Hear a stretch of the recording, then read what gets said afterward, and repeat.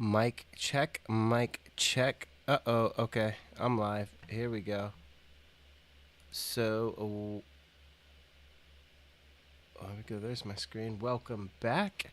This is week 7 of the semester. This is the student hours version for all of my online and in-person classes. You can see them right there on my board. I am Professor Clavell, your anatomy professor. Let's kind of talk it over here, show you where we are as we get into the midterms, get a couple housekeeping items out of the way, and then really talk about the bones of the body here. The bones of the body, which is going to be a big one. Hey, look, there's me. Let's go to student view.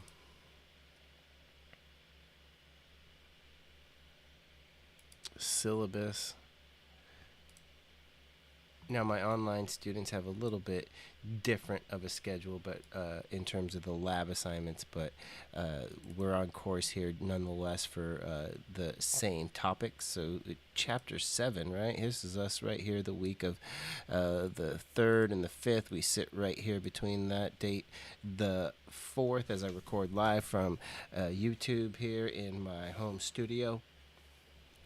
The axial skeleton is the topic at hand, the bones of the skull, vertebral column, the sacrum and coccyx. Again, in terms of the appendicular skeleton and appendicular skeleton, what I'll encourage you guys to do is take a look at the list in the modules. Kind of did the modules a little bit different here. So you can see here, there's the bones of the body here. But if you get into the actual chapter, so like chapter 7, you've got the introductory video. And in the outline, what you're going to see is that there's the features. This will be an important concept to get a hold of here, is the different features of each of the bones. So you can see that something like a tuberosity, which is a roughened region of a bone. So you've got let me think of a tuberosity that there's a deltoid tuberosity. So where the bone attaches, where the deltoid muscle attaches into the bone, there's a roughened part where that actual tendon attaches. It pulls on that area in the bone, and as a result, there's a kind of a marking there. So this is a tuberosity. So it serves, so you can see there are projections that serve as muscle, tendon, and ligament attachments. So you can see that even like a crest. The most common crest that I'm familiar with is like your iliac crest, which is the large crest on your hip. If you put your hip on your hip bones, that ridge is a crest, so it's almost like a ridge. It serves as a ridge. The trochanter, you can see that one there. The trochanter is specific to the femur. So you have a greater and lesser trochanter only in the femur, that is. And so, what did I want to say? Yeah, the greater and lesser trochanter only in the femur. Line is a small delineated ridge. A tubercle is more of a ridge as well, something that kind of extends from a part of a bone.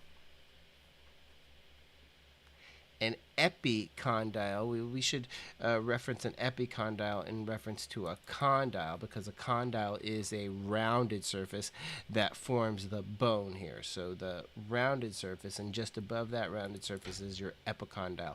Again, an area right above the rounded surface where your bones meet, and it serves as the attachment site for muscles and ligaments. The spine, a spine is a very sharp feature here, and I might go over that. I might record a little bit something here for you guys to kind of review some of these here. Again, there's depressions, openings, and passageways that allow for blood vessels and nerves as well. Foramen is one of the most common ones that you'll see. So there's foramen, and they lead to the opening of nerves. So again, we'll get down to this is what you guys will have to know specifically about each of these bones.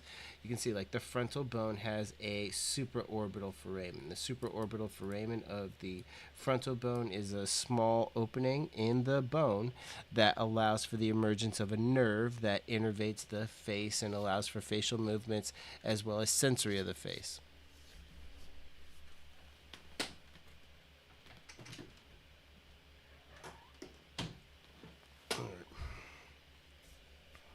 The parietal bone has these features that you should be familiar with: the sagittal suture and the coronal suture. The occipital bone has these features. Oh, excuse me. The occipital bone has these features that you should be familiar with: the lambdoid, the occipital condyles, the foramen magnum. So this is the list of features that you should be familiar with when it comes to these different landmarks of the bone. So this is like your master list, right? Your master list is located in your Chapter 7 outline, as well as your Chapter 8 outline. So let me leave this part here, and let's go to back to modules, student view.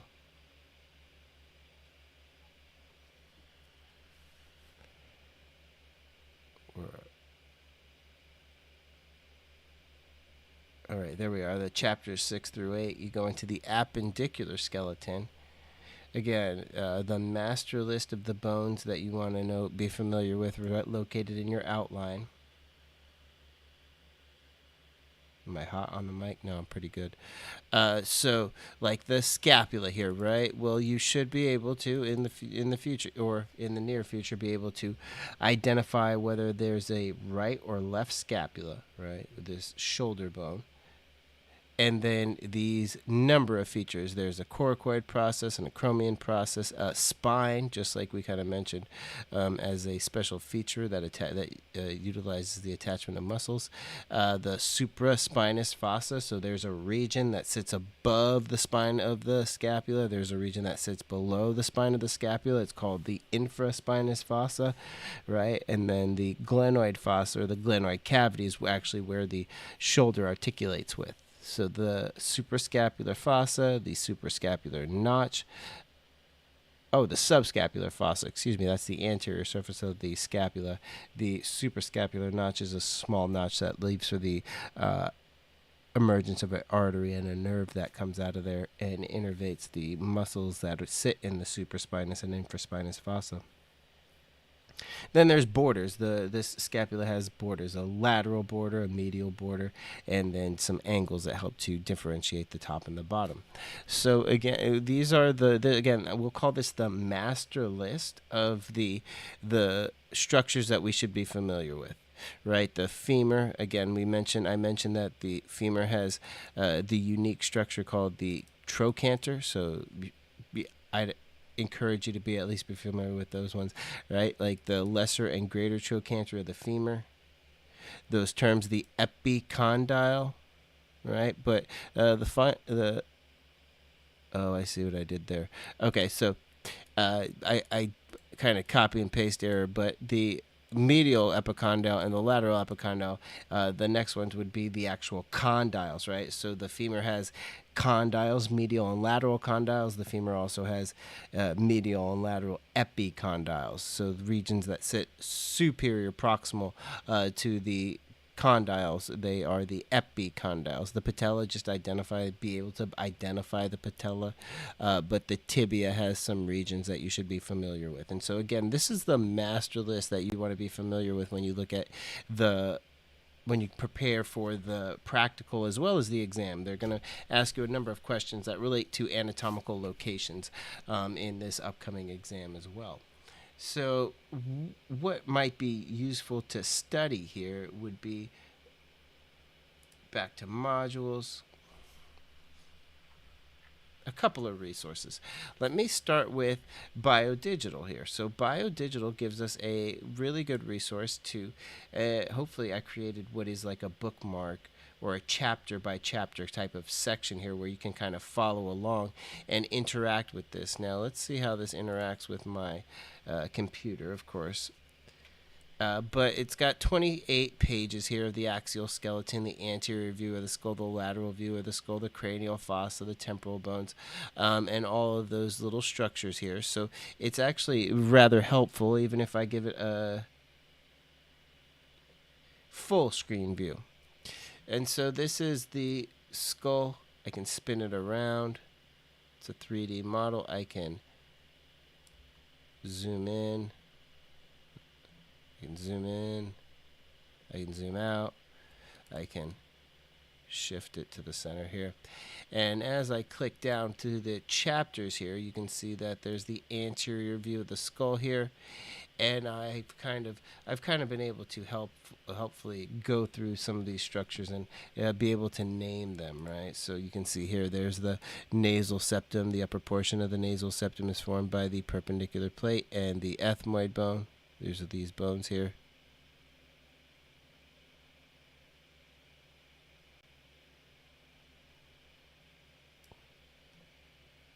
The supraorbital margin is another. There's the margin, the supraorbital foramen, or notch as it might be called. So there it is. It's kind of a notch here on the structure that's given to us, the model that's given to us.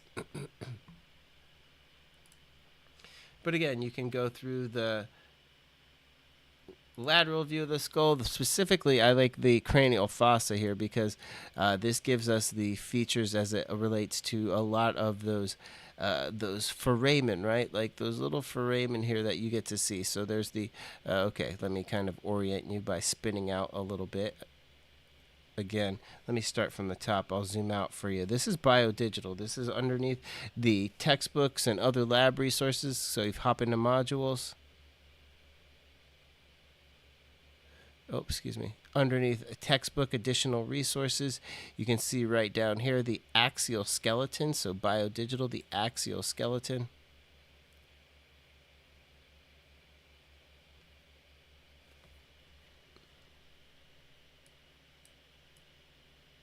Again, I'll give my computer a second to load, but I'll give you the full view. And there's chapters here, so I really like, particularly we can see the cranial fossa here. And so again, now we're in the skull. I'm going to zoom out just a little bit, and you can see here. So a feature is the foramen magnum. So there's the, let me give you a draw feature here. There's the foramen magnum. That is where the brain becomes the spinal cord. The brain exits out of this region and becomes the spinal cord. So again, this is the occipital bone, the base of the posterior base of the skull, the anterior base of the skull. Pink is the frontal bone here, and so the sphenoid bone is another feature that we can see here. There's our sphenoid bone that is located, just beautifully drawn by right there. The lesser wing of the sphenoid bone, which is being highlighted here, the greater wing of the sphenoid bone, and then if I were to, you can color things. Oh, just like that. Okay. Let's hop out of that feature there. Let's kind of clear it all off the board. We'll exit out of this here. And we'll come into the base of the skull here and zoom in.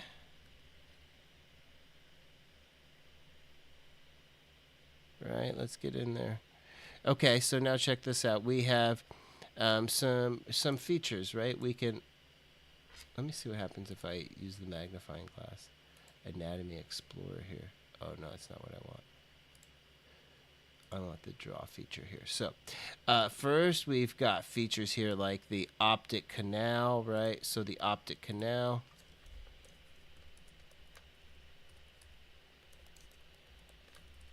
Pardon my. We've got the foramen here. We've got foramen rotundum, foramen ovale, and spinosum. Let me see here. So I'm just going to highlight it in this form here. I'm going to say ROS, so rotundum, ovale, and then spinosum is going to be sitting right there. And at the bottom of your screen, which is a feature of the temporal bone, here we have the internal acoustic meatus right there on either side. The internal acoustic meatus there. Right. Wonder if I could make my spelling a little bit bigger. Oh, there you go. Right. I'm going to clear it off for us real fast. Hop back out there. Zoom out for just a moment. Spin that. Again, there's the sphenoid bone. We could even, while you're here, you could isolate that feature there. You could, let's see if there's some info. Click on the info here, the body of the sphenoid, the superior surface, the greater wing, the lesser wing, the pterygoid processes as well. So again, you can see where we have the three foramen. 1, 2, 3. The superior orbital fissure. And hey, look, I don't know if I have got sound on there, but it also allows you to pronounce the sphenoid bone. Sphenoid bone. Let me see if it's here. Desktop audio. Sphenoid bone. Sphenoid bone. There you go. Cranial fossa, lateral view of the skull, the temporal bone. So a couple of the bones that you really want to be, that you want to get intensely aware of, because they have quite a few features, and I'll kind of review them here with you guys real fast. The frontal bone's okay, the occipital bone's okay, obviously the sphenoid bone. Now take a look at this. And so as you get into the sphenoid bone here, let's do this. We will isolate it. We'll spin it around here.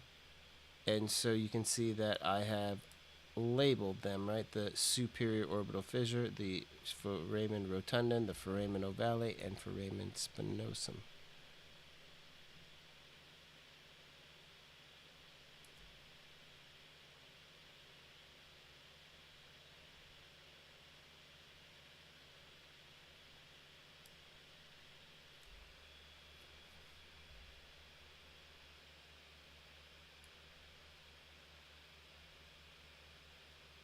Which one is this one here? By the region of the in-between there. I'm going to double check on that one, but we'll take a look here. But what I have here does seem to be the correct showing of those foramen, and there it is on the sphenoid bone. We can go, there's the next one. Here's the sphenoid bone itself. And again, we could probably, here's a feature that, okay, while we're here, let's do this. Introduce a new resource for us today. Again, there's this. Let's go to, it's called Anatomy Standard. It is an OER source, and it's a really good one here. So Anatomy Standard, here it is. It's one of the ones that I've been using for your slides. Go to the skull, the neurocranium specifically, the sphenoid bone as we refer to it as. And if we can see here, there's some of the features. Okay, the hypophyseal fossa, the sella turcica. Let's go into the, yep, there's the rotundum, the canalis so it's the pterygoid plates, the canalis pterygoideus. So the pterygoid canal, right? So the round opening is rotundum. Can we see what else did they give us? They gave us rotundum. Not able to see the other foramen here. Let's see if they give us a better view, but that's about it. Let's see if we can't find. No.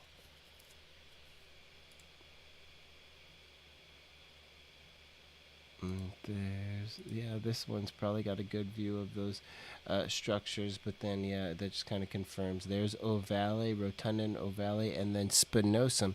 Spinosum sits just lateral there to the outside of it. So, yeah, we're sitting pretty good there.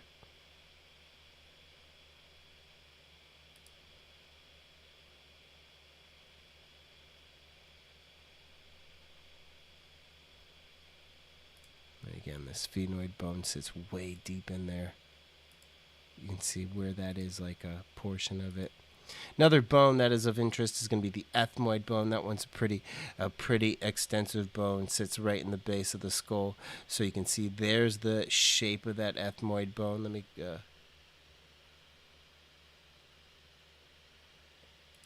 click on there. It's sitting in the skull. You can see it makes up part of the eye socket or the orbit there. It comes out.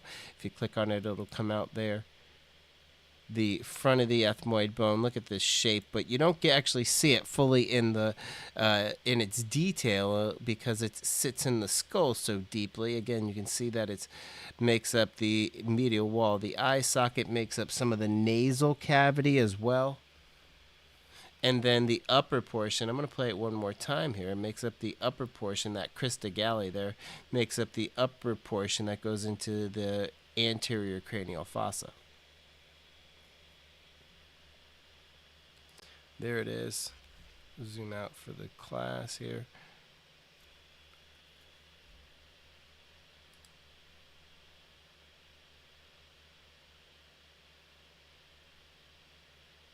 This is a top view.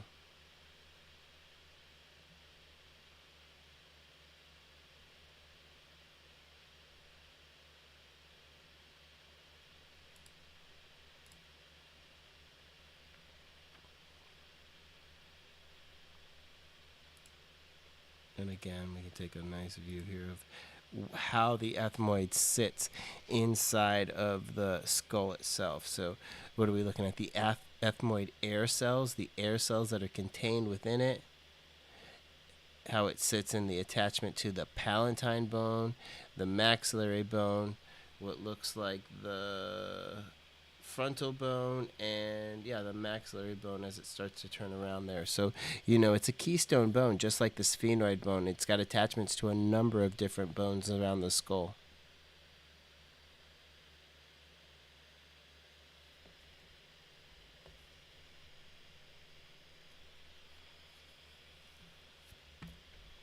And then the temporal bone. I think that's also a pretty extensive bone that we should be familiar with. You can see that the temporal bone, there it is, sits on the lateral side of the skull, kind of extends, there's a squamous portion, there's a mastoid portion, there's how it pulls out. You can see it.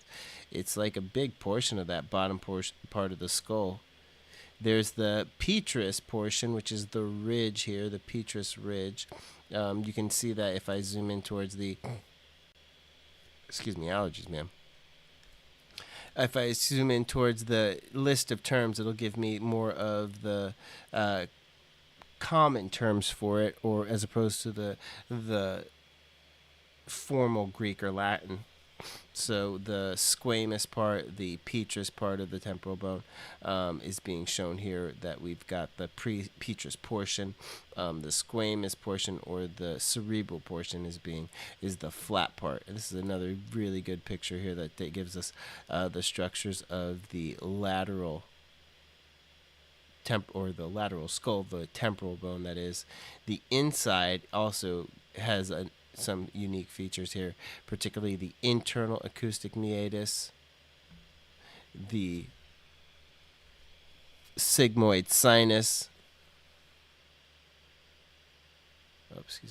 and the sigmoid sinus. And you can see the styloid process from here as well, so you should be familiar with that one as well.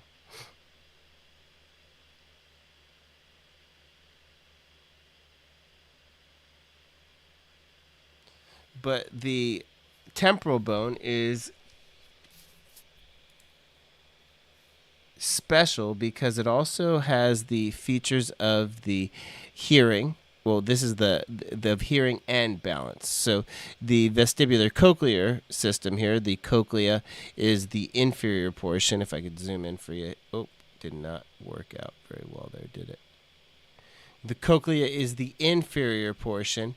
The vestibular apparatus is on the top here with those, you see those canals that sit there, those are part of the vestibular system. And so the temporal bone has the hearing apparatus as well as the vestibular system. So it's got some unique features that sit inside of the petrous ridge.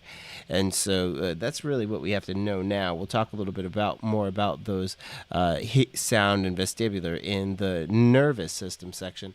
But the petrous ridge, sitting in that petrous ridge, there's a quarter-size complex that you see there on your screen. It's the vestibular cochlear complex, right? You've got the vestibular system there. You've got the semicircular canals and the ampulla and the vestibule, which allow for the monitoring of head movements. And then at the bottom there is the the cochlea, which allows for sound. And let me just finish up with one last resource here. So again, we've looked at anatomy standard. That's this one here. So it's just a really kind of basic website that gives us all of the bones of the body. That gives us a really good overview of all the bones of the body. You can see what it looks like. You can click on there. It gives you a nice little view of the different features, the bony landmarks, as you should know them. So if you can check those off, right? There might be a little bit different, but if you look at this list of terms, then you have then you'll have the more common terms associated with that name.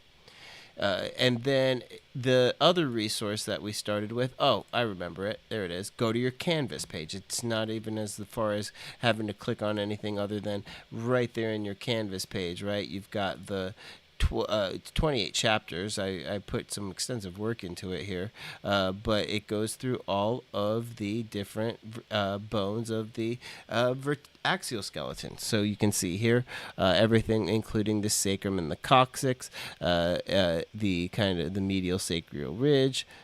Let me zoom out there. Is that going to help? No, it did not help. The median sacral ridge and the sacral crest there, as it's shown on the screen there. So take a look at those.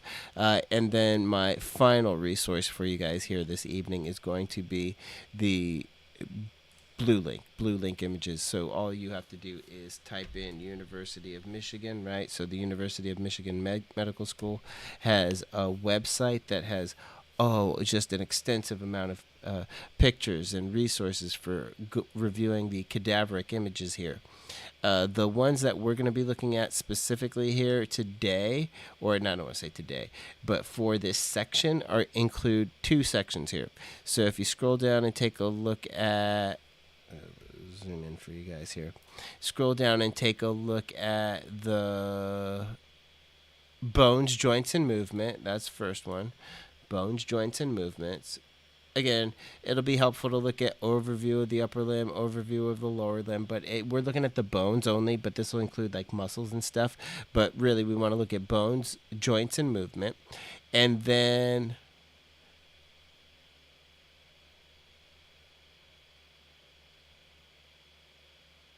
where do we want to go? We might have to click around here, but I'm going to go start with actually, let's look at bones, joints, and movements. Let's see if the skull is there. Really, I'm trying to remember which ones I took the skull from. I think the skull comes from anterior neck. Let me take a look at. Let's try face. Yeah, the face here is one of them. You can see there the features of the supraorbital frame and the infraorbital frame and the mandible.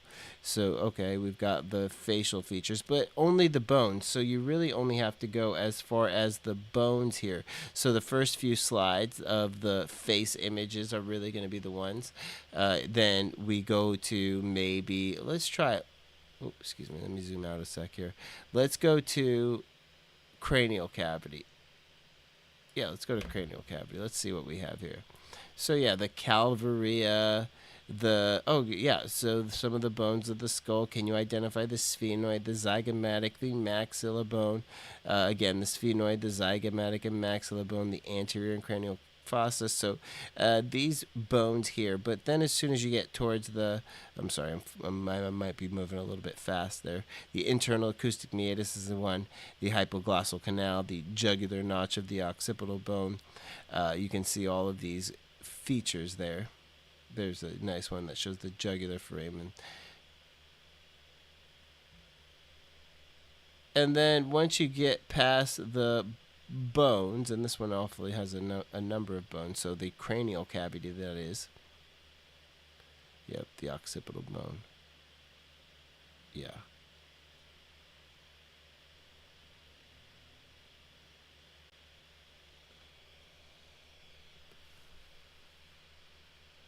So, and then once you get to there, that's probably where you would stop, right at the that's a good picture. Sphenoid finus, ethmoid finus. I'm going to keep that one. Click on it there. And these are open resource, so I can just, they allow me to download them. But at the University of Michigan website, the two ones that you can see here, that's not going to save under anatomy standard. It's going to save under Blue Link Pictures. Is there one called Pictures? Blue Link Cadaver Images. There it is. Save. And so the other one here labeled bones, joints, and movement images. So you can see there, this is the other structures one that you'd want to be familiar with. So go back to the page.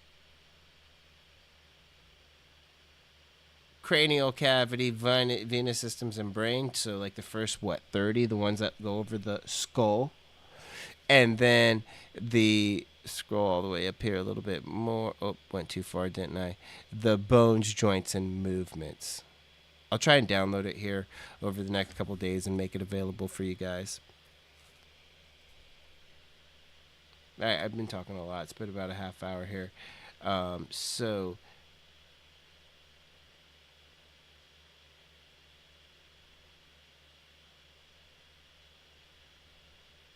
let us call it. You guys take care. Wish you the best.